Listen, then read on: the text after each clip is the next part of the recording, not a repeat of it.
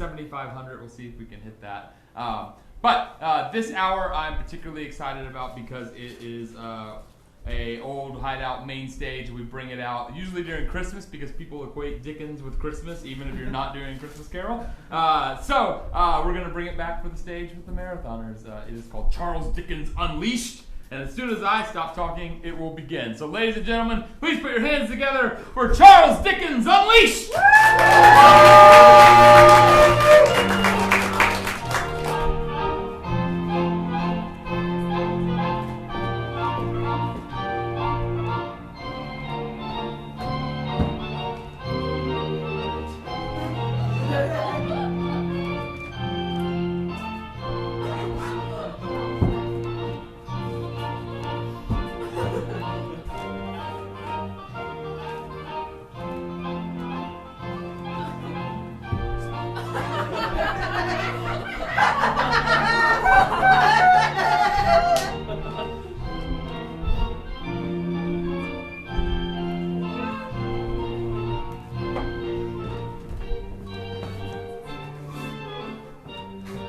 Everyone, and welcome to Charles Dickens Unleashed. Please give yourselves a round of applause.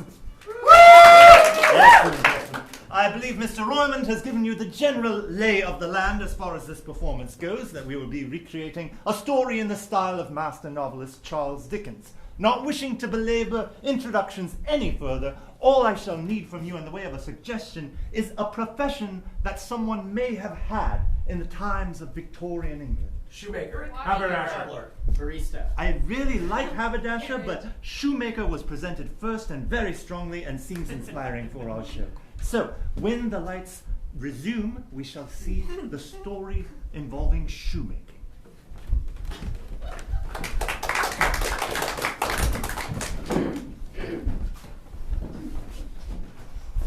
I ask of each of you, gentle readers, what could be better than the hustle and bustle of a great country estate, of servants going hither and yon carrying out tasks, of great noble aristocrats visiting from other parts of our great nation, and, best of all, being a young child in that world, wide-eyed and cheery, seeing everything anew, with servants to hang on your every whim, with parents to show kindness and affection in their own restrained and dignified way. And of course, the wild animals and game that roam the grounds of any great English country house.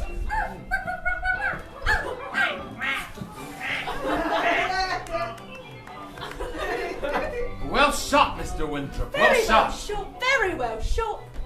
Oh, thank you, Miss Johnson and Mr. Phillips. Yes, Miss Johnson and Mr. Phillips, the great love-struck couple of servants that always did the finest work of the estate. Well, we've got everything laid out for tonight's soiree. Well, she says we, but really, most of the credit belongs with you. Oh, dearest husband, no, say it not so. It was you who also did a good share of the work. And so on would the compliments go, like a shuttlecock between them for hours upon end. What work I did was merely inspired by you, my ever-muse, who rises in the morning and sets at even. Do lock yourselves within a quarter amongst yourselves, won't you? As they departed the great hall, the conversation continued in that vein.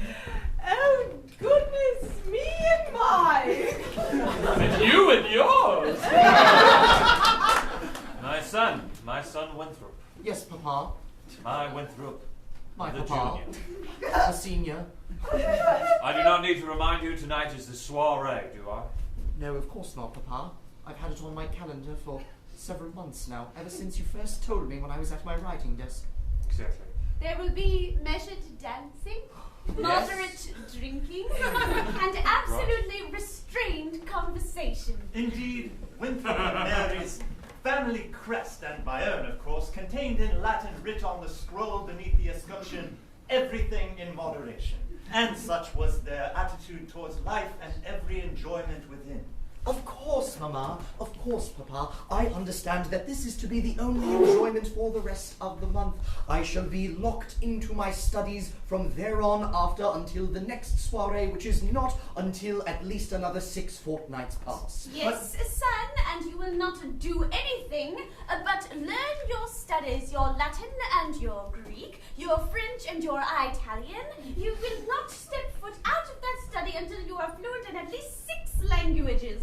Bien sûr, Mamma. Indeed, they would advise me such repeatedly, for my heart was a more rambunctious and desirous nature. To drink all that the world could bring me in excitement or adventure. And no matter how many times they told me to stay indoors and keep quiet, I would always come back to the street corner where old Toddles threw the dice. That's right, Puddles, throw that dice. All right, I'm rolling them bones. Come on, then, Puddles. Lawrence Winthrop, I beg you, do not strike me again! Strike you again, good Basingstoke. I won't strike you again. I'll strike you twice more. And thus began the usual grappling with Basingstoke. We have such fun, don't we? Yes, indeed we do, my dear friend. My friend since my childhood days on mine own estate. I do not see that it is right and meet that you are of one class and I am of another, just as my blood is of high birth and yours is of low. And my face is of purple bruises and yours is unblemished. Purple bruises or not, it is amongst my favorite faces in all the Queen's realm, Basingstoke. Truly, your messages are of mixed variety. I mean only to say that your company brings me pleasure, Basingstoke. And I am required to say the same, master.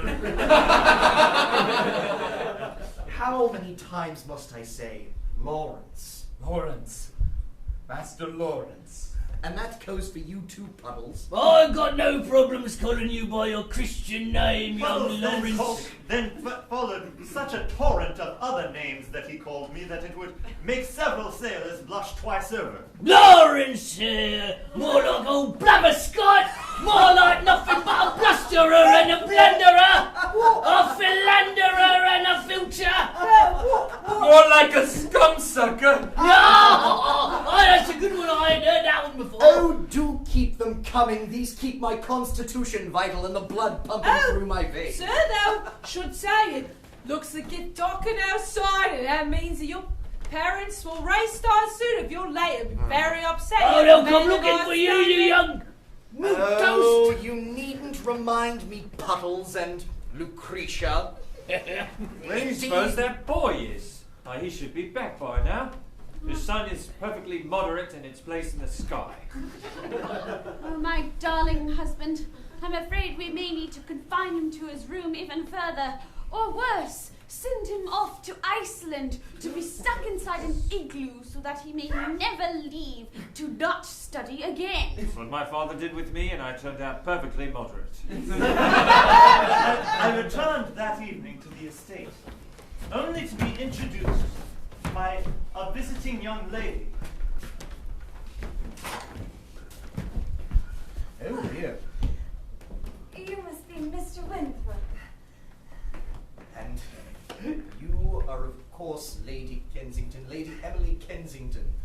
Yes, please, call me Emily. You seem to be in quite a state, good sir. Do apologize. I was in quite a state, partly from drink, but mainly from not having seen Miss Emily Kensington for nearly 8 years, since we were both small children in swaddling clothes. Your parents have both gone right to bed. I promise I won't wake them and tell them about what trouble you've been getting into. My, how you've grown into quite a young man. And you have grown into quite a young woman, Lady Emily, or is just Emily all right between the two of us? If I might call you Lawrence. Well, of course you may. I blush to even say it. Indeed, even the smallest contrivance against propriety would make young Emily's cheeks rosy with the embarrassment of transgression. Emily, we lost my daughter! There you are!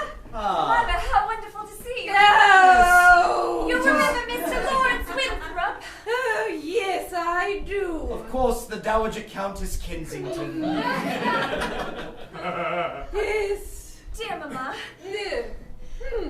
how were your travels? Oh, it's terrible as always. So many savages on the road. The Terrible Dowager people Count- of the continent. The Dowager Countess had only two modes to her manners of speech.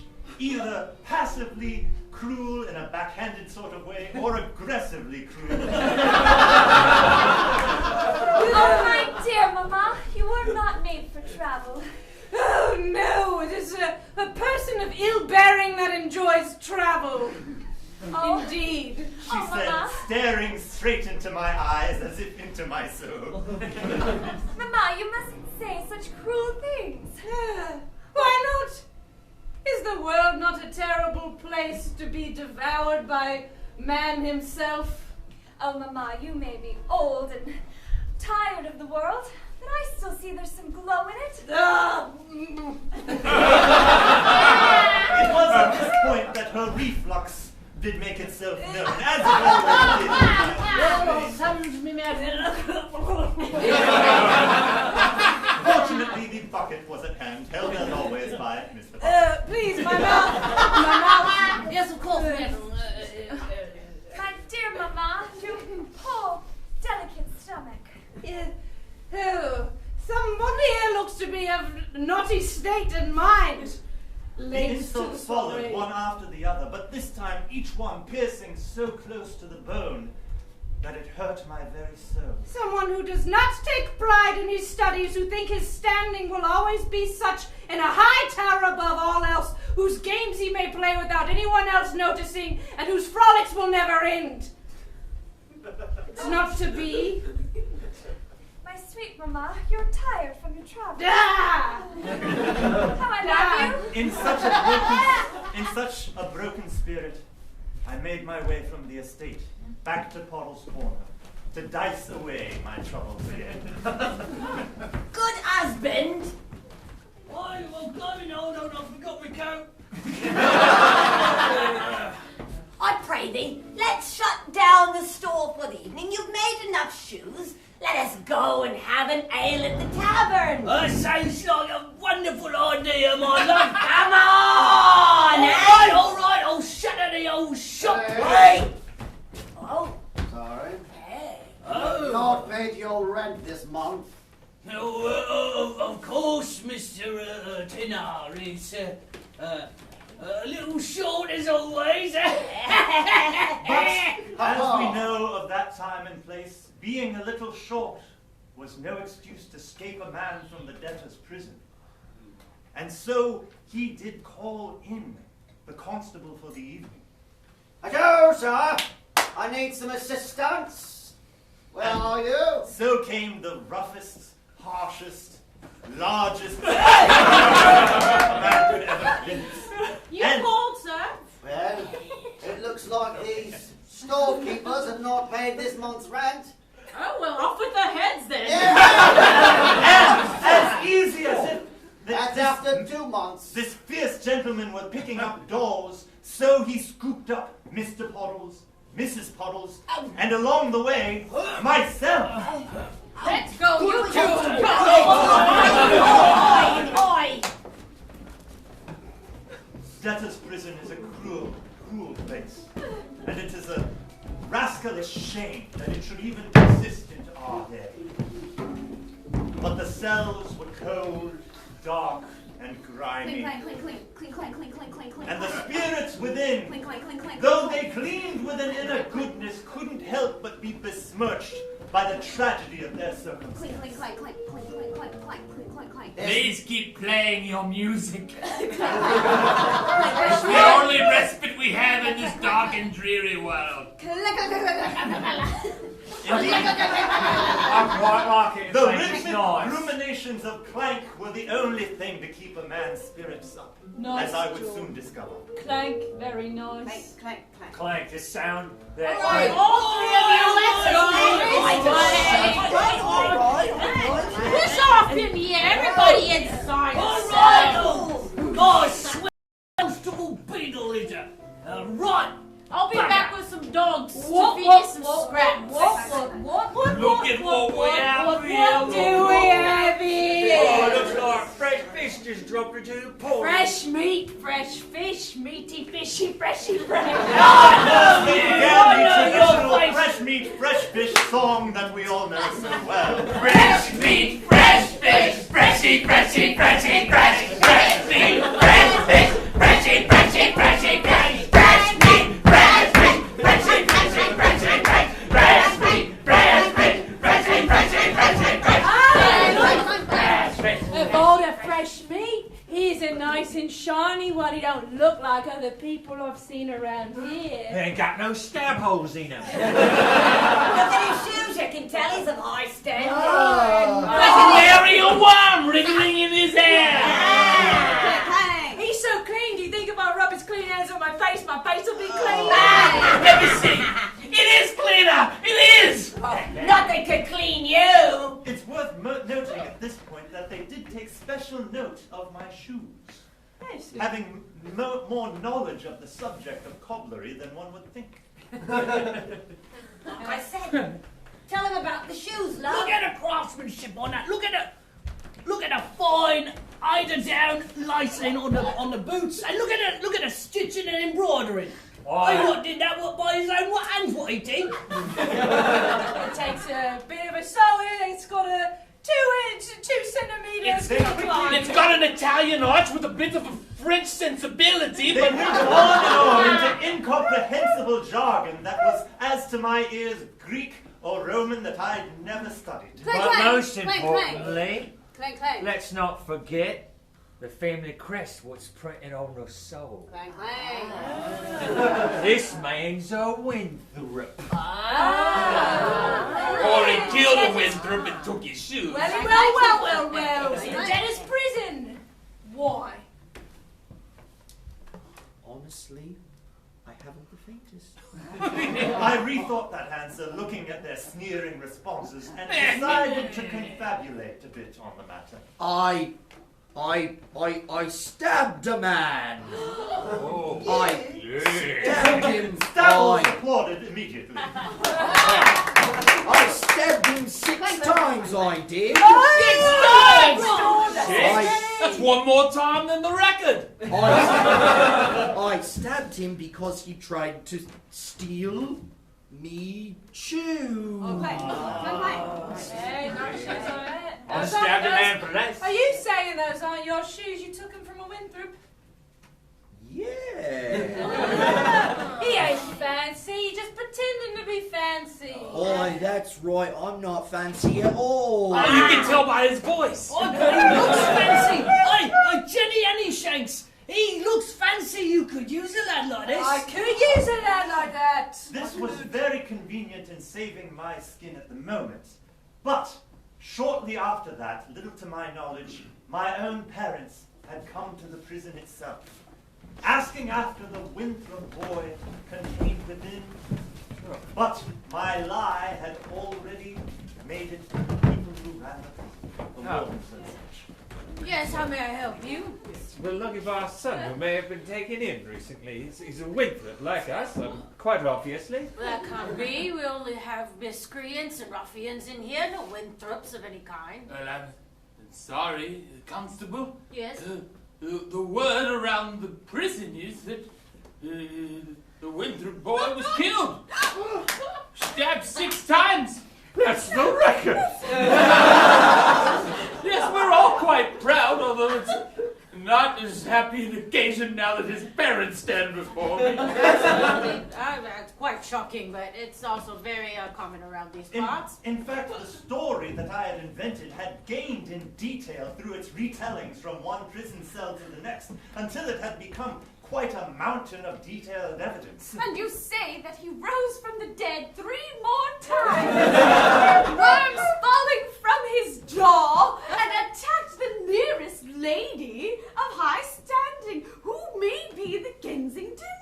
Absolutely. Word for word.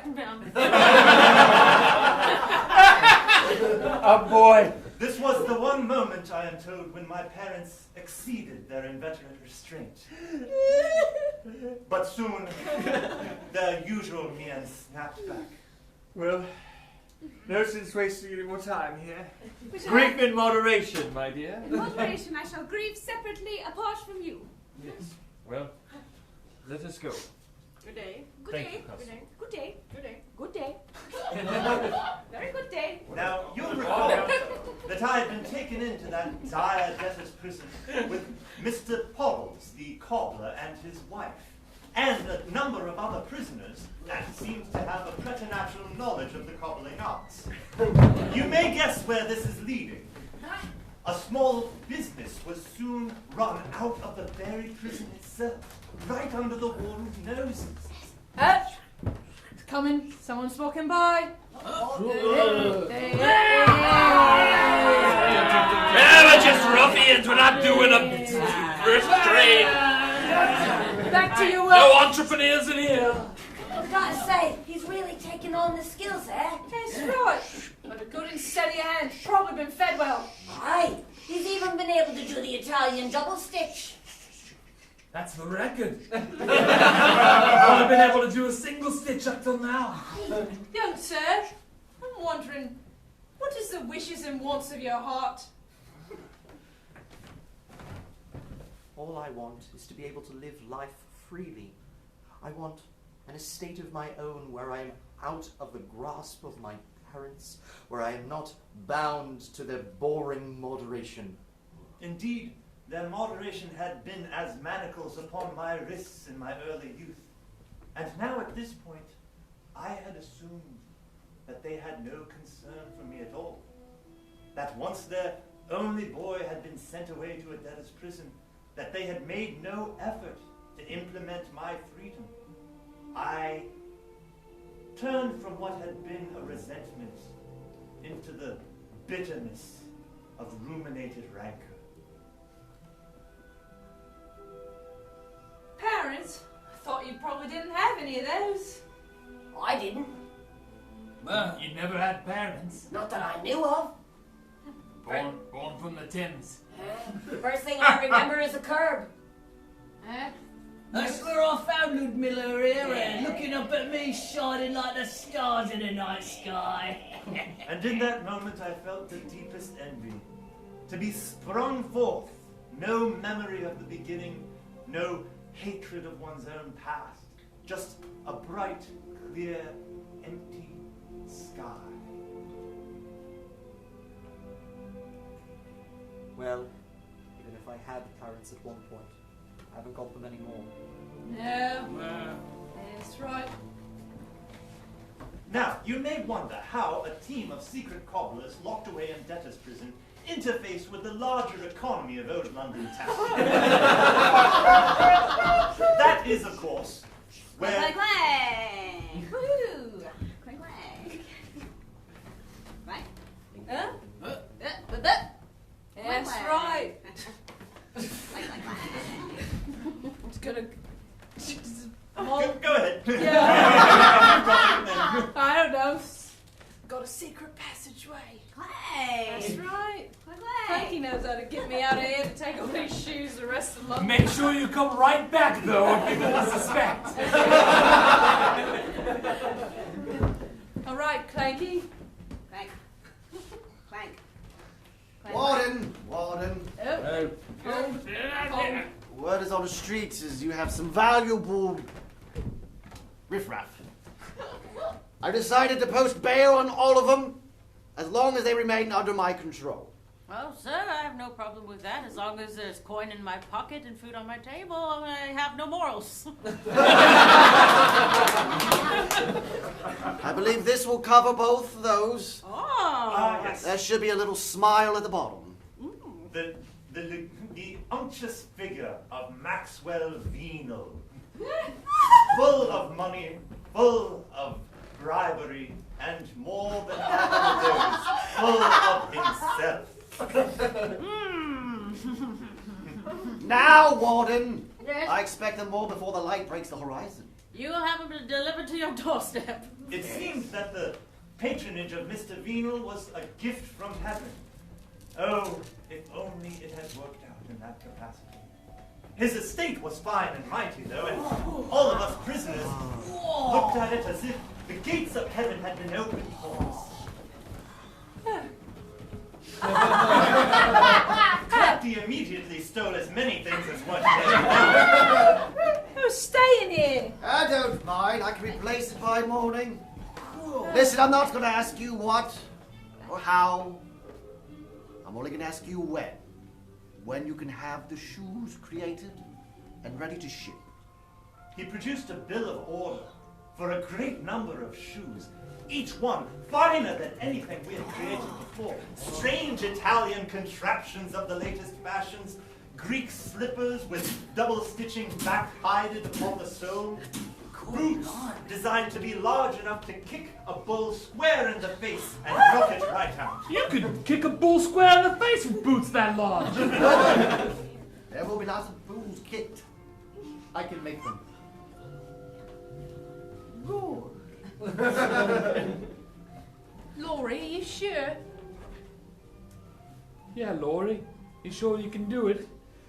I mean, they're the professional gobblers, but they've only ever made peasant shoes. You have a natural gift. Truly, by this point, I had discovered a natural gift, as had all of the prisoners in their own way. Oh, no, I kind of feel like we've never had children of our own. The fact that you've passed on your skills and gave birth to his natural ones is almost like having a son. Hey, isn't that like Christmas in my eyes? Yeah! Clank. It's you I pity most of all, Clank. With no bars to clank against, you're somewhat purposeless. Clang, clang. Clang, clang, clang, clang. Sing, ching, ching, ching. Clang. Clang, clang, clang. True, I guess wherever there's a bit of metal, you can clank away. We're proud of you, son. We're proud of what you've done for yourself, right? That's right. If only he were to find a girl, then he'd have everything in his life. You ever known a girl? You ever cared about a woman?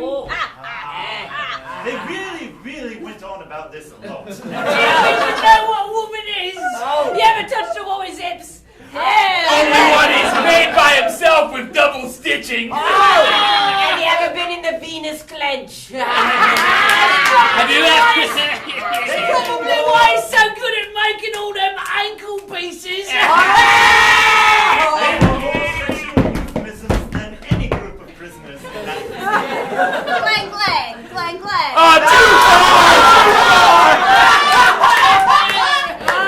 Once you've had roast beef, you'll never go back to cobbler's pudding. That's right. Nothing like a bit of planning. What? And so did many a year pass in the estate of Maxwell Venal. Many a roughhousing day, many a badinage of innuendos, and many shoes of every size, shape, and color one could imagine. The years passed, and I fear my looks left me somewhat. With the good food, I gained a bit in height, but with the constant effort and nearness to blades, I of course had to shave off my luxuriant beard. And so, an older, if not wiser man, I prepared my 10,000th shoe of my lengthy indenture. I understand you all experiencing a wonderful event this coming week. So I want to make a special pair of shoes just for you. Just for me on my wedding day. Yes, well, I will not be making them, but my master class will. Please have a seat on the throne with no backing.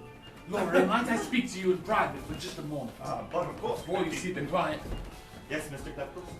Excuse me. You are a gifted cobbler, like none I've ever found. And it was indeed in that prison that our mentors taught you everything you knew, and you took it and it raised to great heights. But you are flying too close to the sun. In what way? I know you steal money from the master, I know you've been making secret shoe designs and selling them on the side. Your gambling ways, your womanizing, it's all too much, and we can't cover for you for very much longer. Well, what shall I do then? Where shall I go? Just be honest. Now, whoever it is, see to them. I just felt obliged to give you that warning. And indeed, the warning rang in my ears. Be honest. Indeed, my entire life to that point had been founded on a lie. If I told them the truth of my noble parentage, they would reject me. If I told my parents that I had been working as an illicit prison cobbler, they would reject me as well. Surely the truth was only a route to a prison cell deep below the earth, where the devils roam. Excuse me. Your main cobbler. Yes. Why, he looks so familiar to me. Yes. As if he's someone I know from my past. Perhaps. I don't know. I don't know who you've known or crossed paths with. I'm sure it's a coincidence. A lady as noble as yourself would have no reason to come across a common cobbler. Man. No, but I don't believe that you are a common cobbler. I am good at my job, indeed, one endeavors to please. Yes, your face is older than it once was, and well, you're taller, and you've filled out it like a man. All of these are true merely by coincidence, though. Are you Lawrence Winthrop? Foolish! He was stabbed 15 times, I believe. But did rise from the dead 3 times. Yes, he did. Oh, how my heart broke on that dreadful day when my love died. And now I'm betrothed to another. Betrothed? To whom? Why, to the Count Christo. Christo. Well, that's next week's event, is it not? We have all heard of Count Christo, have we not? We know the pencil-thin mustache, the constant worked eyebrow, and the sense that he's up to something bad. And this was the man who had won the heart and hand of sweet Emily Kensington. Emily! Have you got your pretty shoes? Almost, my Count. My love. The servants call me Count, but you call me love. Yes, my love. I love the way you pause while you say it. You draw it out. Count Christo, we must make the pedal measurements for her to ensure that her wedding shoes are as fine as she deserves. I want them to be the finest, so if you need to take extra sessions together in order to get her feet fitted properly, they are disgusting, oddly shaped feet, so by all means, And yet, have at it. When he said disgusting, oddly shaped feet, he seemed weirdly into it. I shall speak no further of my suspicions in that direction. Like, there's the left one is printed in such a way that if you look at it in the right light. Yes. Love. Emily. Perhaps you should lead me to this cobbler. Ah, yes, I'm in Have the my way. measurements taken. I'm in the way. Shall we get a drink? Yes. Oh, why not? Indeed, have a seat here. Indeed, it takes a great many measurements to properly produce the last. The last is where we take a block of wood and carve it to the exact shape of the shoe, or the shape of the foot, indeed, that it stands as some permanent memento. Oh, he's got it bad. Every permanent memento. A remembrance for the cobbler of that which cannot stay in his shop. She's got it bad too, look at her eyes. That's love, that is. If I may, with the tailoring tape, madam. I shall have to see your foot for. Well, it is your profession, is it not? Most erotic foot review I've ever witnessed. Oh. But I will. Every word that the Count spoke was a damnable lie. I know they're oddly shaped and quite horrendous. I see no horrors here, merely beauty and wonder. I see many afoot in my line of duty, as it's said, but few that arrest the eye and heart so fully. I do apologize for mistaking you earlier for my lost love. The day that he died, I feared my heart had died forever, but... That is a feeling one has sometimes, right? And yet I feel it beating now. But that must merely be for your beloved. Yes. Yes, my beloved Count. This is good wine. I am Mr. Vino. Good Lord. You think all these years we didn't know you were of noble birth? Please, no. Yes, we've known. There are so many pieces of evidence. No the locket. They went on a very long list at this point. Your speech very proper. The locket. When you toss and turn in your dreams and say, I am Lawrence Winthrop. Oh my darling. Kensington. Every person has a right to escape their past, but it seems like there's some pieces of it that wish to be in the present. Did you know the constable is a prince? Everyone knows the constable is a prince. Yes. That's how he became a constable. Oh, I thought it was a secret. I thought I was clever for figuring it out. Lady Kensington, I apologize so profusely. I was overcome. I could not reveal. But you are affianced to another now.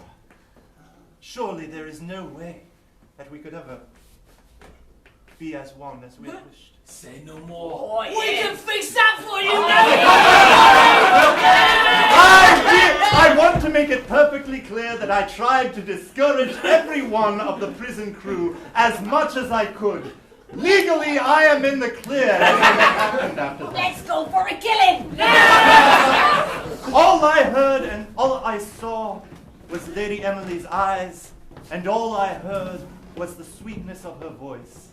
And soon we were alone in the room. And I'm sure nothing that bad happened. What's over here?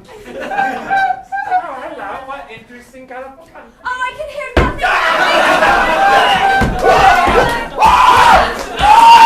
I hear nothing but your... Go to sleep, pretty. Smell your sweet breath. There are no sounds in here at all, except the sounds of our love. Oh, Tim's on his shoes. Please, if by some circumstance, by some matter of luck or fortune or nature's whimsy, you find your way clear, may you save... Excuse me? It is me, Lady Winthrop. I cannot enter unless someone lets me in and produces a bit of fanfare as I am a lady. It's your mother. Indeed. I'm here to visit my friend Mr. Mason. I believe I must confront my negligent parents as well. I shall give you the appropriate privacy.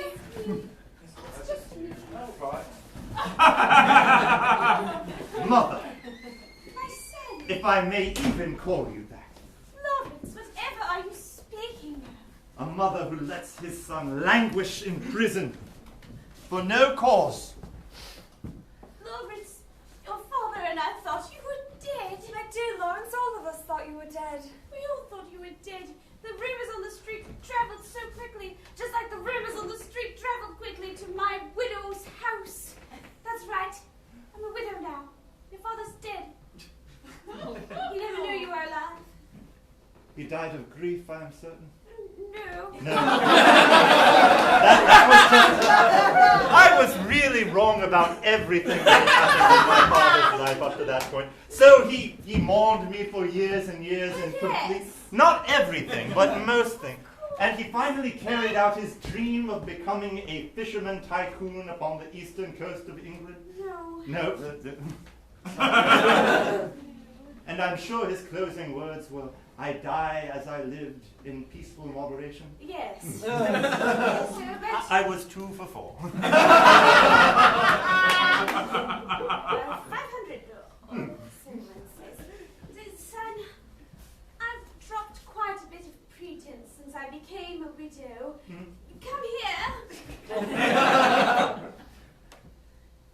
And the embrace was not merely the warmth of a mother's touch, but the release of ancient, unearned vitriol.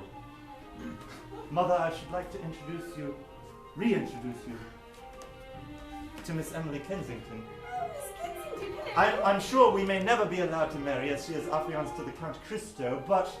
This just in, everyone in the streets! The Count de Cristo has been brutally murdered! I hear he rose from the dead! But was killed again! How terrible! Oh, it's truly awful. Must be a warning. In the absence of my dear father, I must ask your permission. Yes, Lawrence. Yes, Emily. Yes, yes, yes. What is this I hear? Mother. So old now. Oh, my dear, sweet mother. Here, How I from the love bucket. you so. Yes.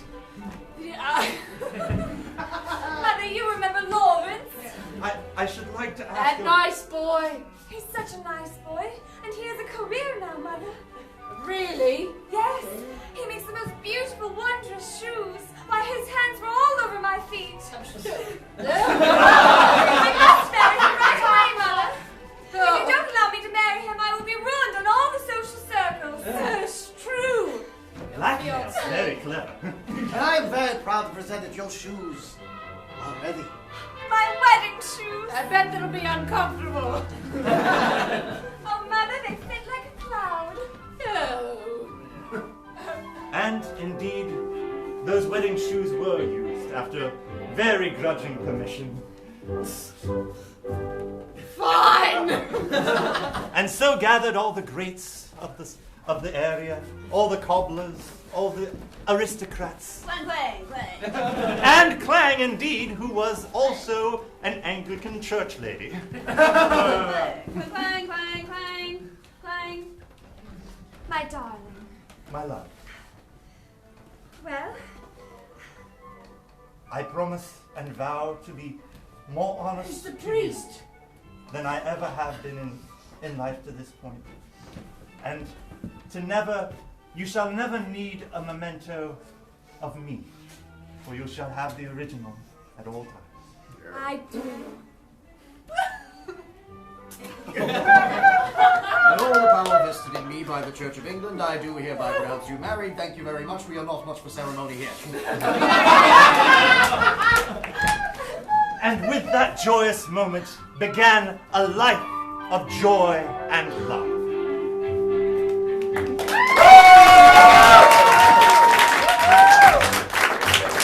Ladies and gentlemen, please give a huge round of applause for the marathoners! And they complete hour 23!